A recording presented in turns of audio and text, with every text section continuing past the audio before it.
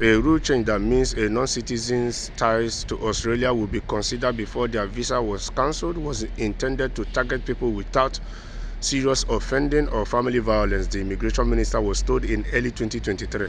But reports detailing the criminal history of some non-citizens who have had their visas restored appear at odds with the intention of that advice to Andrew Gills, leading the coalition to pledge it will tear up the new rules if elected. Documents released under the Freedom of Information Law show the Home Affairs Department ran mock exercises to test how the change could result in visas being reinstated. It concluded it will not have a substantive effect on non-citizens convicted of more serious crimes. So apparently you can see that we are in an era where every countries are changing their visa policies. Every country's their major problem now is immigration.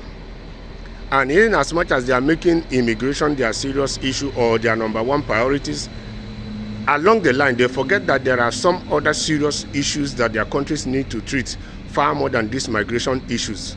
Yes, in most countries in the West, there are serious housing crises, of which they are supposed to make it the number one priority, because the first most essential thing every human being needs to be able to sleep well, to be able to think well, to be able to behave well and act well, and even be able to plan for a future is to have a roof over their head, of which many citizens in the West here can't even afford to rent a space or have a roof over their heads by themselves or being provided for them by the government.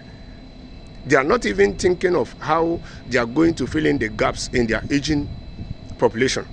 They are not even thinking of to implement serious laws or make it priorities how they are going to be filling the work shortages they are going to have in nearby future.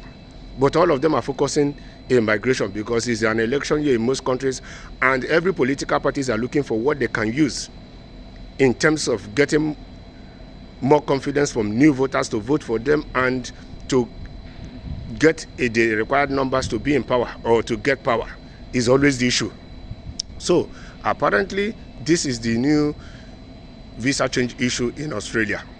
An agreement was reached between Anthony Albanese and the then New Zealand Prime Minister in July 2022, and Gills signed off on the change in January 2023. Under the rules, the strength, nature and duration of ties to Australia are considered alongside 4 other primary considerations, including protecting the community and whether the conduct engaged in constituted family violence. The department's submission on Gills on 20th of January 2023 noted the rules were expected to benefit cases with relative low sentence length. So it means that people who have now family violence issues and people who have criminal profiles or criminal cases, that might be enough ground for them to be denied visa to Australia or for their visas to be cancelled. On the 8th visa cancellation decision tested, just 2 were changed under the new rules. So they carried out an exercise of which 8 visa applications were tested. It is only 2 that were changed under the new rules. That is to show that you can understand why the Prime Minister is saying that if elected, he is going to change this rule. The FOI documents revealed in those cases the test applicants had a relatively low sentence length, 12 months and 18 months, had lived in Australia since they were children and did not involve family violence. So it means that if you're living in Australia, you have sentences, longer sentences.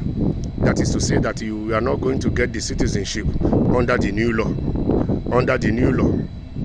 Yes, but any sentence that you are having that is between 12 to 18 months, that means, and you don't have any criminal records, yes, it means that you might be considered under the new law.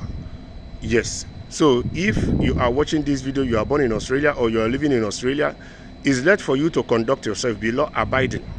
Yes, know that any long sentence you are going to have in that country is going to affect your visa. This is even like that in some of European countries, because if you're still on temporary stay, any sentence you are having in some countries that is more than 2-3 years, after serving the sentence, they are sending you back to your country of origin.